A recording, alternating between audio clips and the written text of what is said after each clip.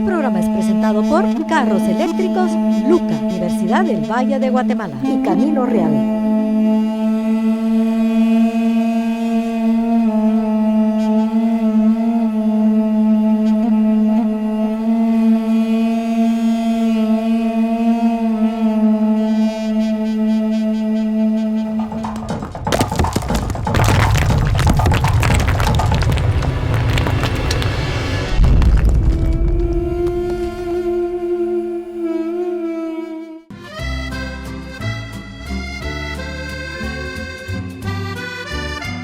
Del 30 de noviembre al 11 de diciembre del 2015, se reunieron en París, Francia, jefes de Estado, ministros y delegados de todas partes del planeta.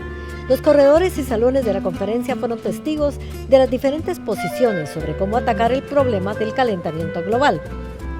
Pero era casi imposible que todas las naciones del mundo se pusieran de acuerdo.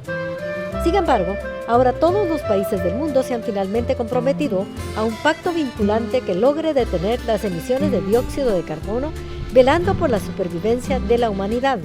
Una de las consignas fue que la temperatura del planeta se mantuviera por debajo de los 2 grados Celsius, de ser posible en 1.5 grados. La visión multisectorial de Guatemala ha priorizado la adaptación al cambio climático con las sequías, inundaciones y tormentas que nos han impactado y que se nos reconozca como particularmente vulnerables, garantizando los medios de vida tradicionales de los pueblos indígenas y de la población en situación de pobreza, para que sean estos respetados. ¿Pero qué es a lo que Guatemala se ha comprometido? ¿Podrá cumplir? Funcionarios públicos han sido invitados a un panel para que nos expliquen eso. El cambio climático es un problema de todos. Y si hemos logrado este tratado es porque algo se ha producido, un cambio importante, una evolución de mayor importancia, no solo de parte de los gobiernos, sino de parte de los pueblos, de los ciudadanos y del sector privado, tanto la industria como el sector financiero, que han entendido que el sentido del desarrollo, el sentido del futuro, era un modelo de crecimiento nuevo, que también tenía una dimensión positiva y posibilidades importantes para el futuro. El acuerdo que hemos logrado es una razón de esperar en el futuro para todos y en especial para Guatemala.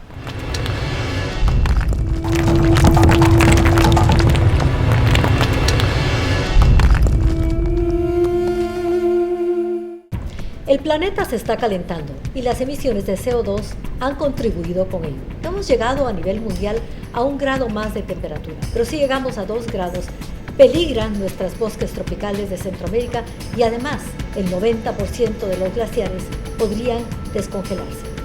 Es por eso que estamos hoy en este debate, en este panel, después de la COP21, para platicar con el señor Ministro de Ambiente y Recursos Naturales, el arquitecto Andreas Lenoff, y con el comisionado ministerial, el doctor Edwin Castellanos. Bienvenidos a Los Secretos Mejor Guardados. Y tenemos una primera pregunta. ¿Cuáles son los compromisos que ha adquirido Guatemala en este pacto mundial, señor ministro? Nuestros compromisos están reflejados en un documento que se llama Contribuciones previstas nacionalmente determinadas, que sometimos formalmente a la Convención de Cambio Climático. En ella se determina que Guatemala durante los próximos 20 años puede reducir sus emisiones en un 11.3% y si obtenemos ayuda y apoyo de la comunidad internacional, esto puede subir hasta 22.6%. Bueno, en cuanto a los financiamientos, doctor Castellanos, sabemos que hay 100.000 millones de dólares que van a estar disponibles cada año para todos los países. ¿Cómo vamos a hacer como guatemaltecos para accesar a esos fondos? ¿Qué se necesita? Bueno, estos fondos estarán disponibles a partir del 2020, entonces tenemos ahora un periodo de 4 años en el cual tenemos que prepararnos como país para no solamente presentar las propuestas, sino estar listos para recibir los fondos, utilizarlos de la mejor manera posible, enfocado principalmente en las áreas más vulnerables del país. Estos fondos se podrán utilizar no solo para mitigación, que es lo que hablaba el señor ministro, reducción de emisiones, sino también para ayudarnos en los procesos de adaptación que para Guatemala es de lo más importante. ¿De qué forma sobresalió Guatemala en esta COP21, señor ministro? Guatemala no solo se representó a sí misma como un país parte de la convención, sino también presidimos un grupo de negociación denominado AILAC. Tuvimos la presidencia pro tempore y este grupo terminó teniendo una influencia muy grande en el texto del Acuerdo de París, porque como países latinoamericanos propusimos y propugnamos por una mayor ambición que quedó reflejada en el acuerdo, y que realmente estamos muy orgullosos por el rol que jugó la delegación guatemalteca en la COP de París. Sí, lo vimos a muchísimos delegados trasnochados, realmente trabajando a fuerzas demasiado grandes para ellos, pero era por el amor que sentían por Guatemala. Muchos sectores se hicieron presentes. ¿Cuáles fueron? Bueno, en mi caso, aparte de asistir como delegado ministerial, como ya lo indicabas, iba representando también al sector académico, específicamente a las universidades privadas que tienen un espacio designado en el Consejo Nacional de Cambio Climático.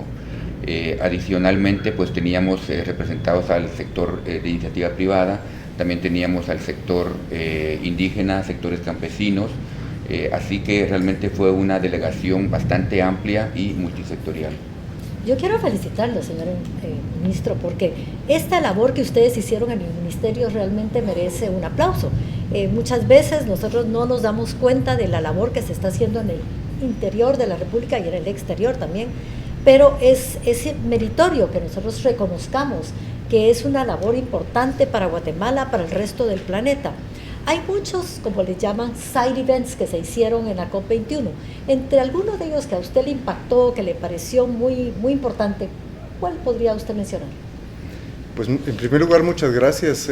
Creo que sí hicimos un gran esfuerzo para mejorar la acción climática y la agenda climática del país. En la COP, uno de los eventos laterales que realmente destacó se relacionó con el llamado proceso RED, que es la reducción de la deforestación y la degradación de los bosques. En ese sentido fueron presentadas las iniciativas de Guatemala, fueron muy bien recibidas. Una de ellas en la que participé personalmente fue la del Parque Nacional Sierra de Lacandón, en la cual se busca reducir la deforestación y con eso reducir las emisiones y conservar los bosques de nuestro país. Me encantan sus respuestas, la verdad, concretas, al grano, muy bien. Y doctor, hay una serie de propuestas que se llevaron a cabo allá en la COP, pero dígame, ¿qué resultados hubo de esas propuestas? ¿De qué se trataron esas propuestas?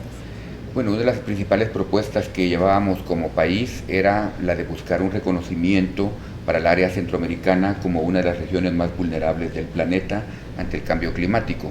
Este reconocimiento de mayor vulnerabilidad tradicionalmente se le ha dado a países que ocupan islas pequeñas, también a países de nivel de desarrollo muy bajo, pero en Centroamérica, especialmente en los últimos 10 años, hemos visto cómo hemos estado impactados con una serie de eventos extremos, tanto huracanes, tormentas, como también eventos de sequía. Eso nos ha llevado a llevar esa propuesta a la mesa de negociación de buscar que Centroamérica también sea reconocida como una región altamente vulnerable, porque eso pues obviamente ayudaría a que la región fuera o sea priorizada al momento de asignar los fondos, especialmente fondos para adaptación al cambio climático. Nos vamos a comerciales, regresamos.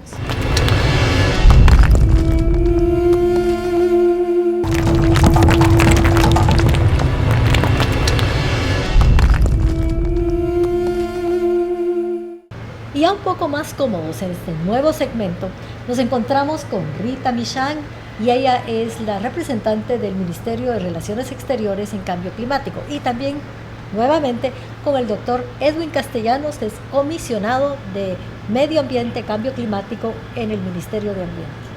Y vamos con una pregunta muy importante para el doctor Castellanos.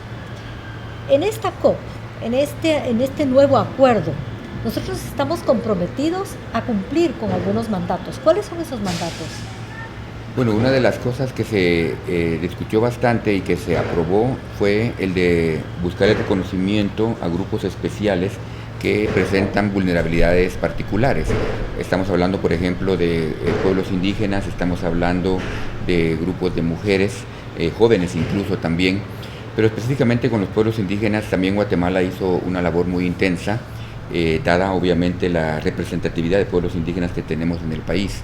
Los grupos indígenas tradicionalmente no han sido tomados totalmente en cuenta en estas negociaciones, pero con este nuevo acuerdo se les da ese reconocimiento como un grupo particularmente vulnerable, y también se reconoce el conocimiento ancestral que ellos pueden aportar en los procesos de adaptación, que es algo muy valioso. Los grupos indígenas han estado por cientos o miles de años manejando sus recursos naturales y han adquirido un conocimiento muy valioso que nos puede servir ahora para ayudarnos en esa adaptación a estos cambios que estamos observando. Y estuve en esa conferencia que dio el doctor y realmente la gente estaba muy impresionada porque no se imaginaban el grado de conocimiento que tienen nuestros pueblos indígenas. Fue muy saludable tener ese tipo de conferencias. Y ahora con la señora Rita Michán, yo quisiera que nos explicara un poquito de qué se trata esta asociación independiente de América Latina y el Caribe, que usted presidió. AILAC es la Asociación Independiente de América Latina y el Caribe. Somos 8 países: Perú, Paraguay, Colombia, Chile, Panamá, Costa Rica, Honduras y Guatemala. Originalmente fueron 6 países y en este último semestre, cuando Guatemala presidió AILAC, se sumaron 2 países más. Esta asociación, la importancia que tiene es que ha logrado una vocería y una unificación de posiciones de estos 8 países para lograr un acuerdo entre las otras subregiones del mundo, es decir, los países africanos, los países de Asia-Pacífico, los países de Europa, etcétera. Nosotros lo que hacemos es ser un puente para alcanzar con flexibilidad e innovación una posición que permitiera alcanzar el Acuerdo de París. Por lo tanto, es un grupo negociador muy importante, progresista, recientemente nacido hace 3 años y ha logrado un éxito incomparable. Guatemala hoy hizo un papel como nunca antes y logró los éxitos deseados, ya que las posiciones de AILAC se reflejan en el Acuerdo de París en un 99%. Por lo tanto, nos sentimos muy orgullosos de haber presidido AILAC en esta importante etapa del Acuerdo de París y de haber logrado que Guatemala se luciera al más alto nivel. Me siento tan orgullosa. De verdad que Guatemala haya ocupado esa presidencia pro tempore fue extraordinario. ¿Cómo se relaciona la Universidad del Valle con tu rol de comisionado de cambio climático del Ministerio de Ambiente? Mi posición oficial está dentro de la Universidad del Valle de Guatemala y con este gobierno de transición de los últimos meses, la Universidad del Valle de Guatemala permitió que pudiera yo estar acá en el Ministerio de Ambiente trabajando de lleno en una asesoría técnica, no solo al ministro, sino en general a todo el ministerio. Eso entonces me permitió tener mucha mayor disponibilidad de tiempo para acompañar todo el proceso de negociaciones de cambio climático. Así que es un aporte que la Universidad del Valle de Guatemala está haciendo y ha hecho para que todos estos procesos de cambio climático lleguen a este feliz término que hemos estado discutiendo.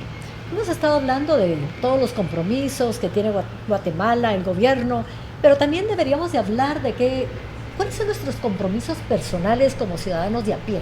¿Qué deberíamos de estar haciendo, Rita? La situación del interior del país es dramática, los recursos naturales no son sostenibles como hemos venido manejando nuestro país, por lo tanto creo que es muy importante que todos hagamos conciencia y empecemos a cambiar de actitud. Hemos crecido en una economía de consumo, un consumismo sin medida y todos debemos de aprender a saber cuándo realmente debemos de comprar o ya no necesitamos comprar. Si yo ya tengo una pluma, no tengo que tener 5 plumas. Si yo ya tengo zapatos, no tengo que tener 20 pares de zapatos. Es decir, aprender a utilizar lo que necesitamos sin exacerbar los recursos naturales, que es de donde proviene todo lo que usamos, comemos y bebemos. Sí, es cierto. Y hablando con Arthur Demers, el famoso arqueólogo, dice que uno de los signos para el declive de cualquier civilización son los excesos. Y ya tenemos en Guatemala los primeros carros eléctricos, por ejemplo, que podríamos aprovechar.